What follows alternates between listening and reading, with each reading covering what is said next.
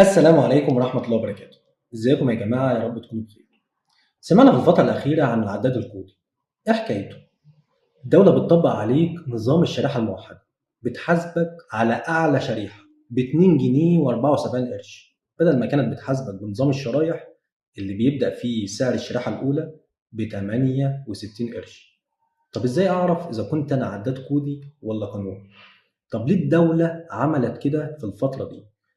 طب لو أنا طلعت عداد كودي، إيه الحل؟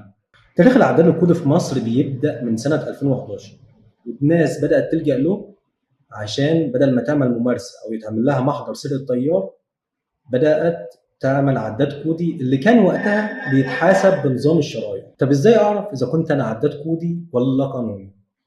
في طريقتين. الطريقة الأولى أنت تخش على العداد نفسه على صفحة رقم 12 أو صفحة رقم 31 حسب نوع العداد.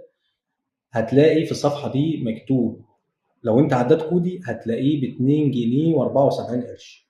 لو انت عداد قانوني هتلاقيه برقم مختلف، يعني انت مثلا لو شريحه اولى عشان احنا لسه في اول الشهر هتلاقيه ب 68 قرش. طب في طريقه تانية، لو انت مش عارف تخش على العداد، لو انت شحنت هتلاقي في الريسيت او الايصال بتاع الشحن هتلاقي مكتوب جنب اسم العميل، هتلاقي مكتوب رقم، يبقى انت كده عداد كودي. لو لقيت فيه جنبه اسم او اسمك الشخصي او اسم المالك، يبقى انت كده عداد قانوني. طب ليه الدولة طبقت النظام ده أو القانون ده في الفترة دي؟ في الشهر اللي فات الدولة أصدرت قرار بمد فترة التصالح لمدة 6 شهور.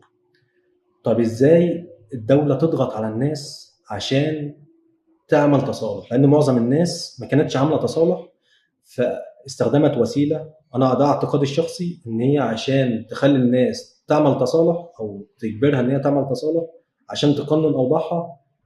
أصدرت هذا القرار باعتبار إن هو هيجري على طول إن هو يبدأ يعمل التراخيص بتاعته أو يعمل التصلح بتاعه ويطلع نموذج 8 عشان يقنن وضعه.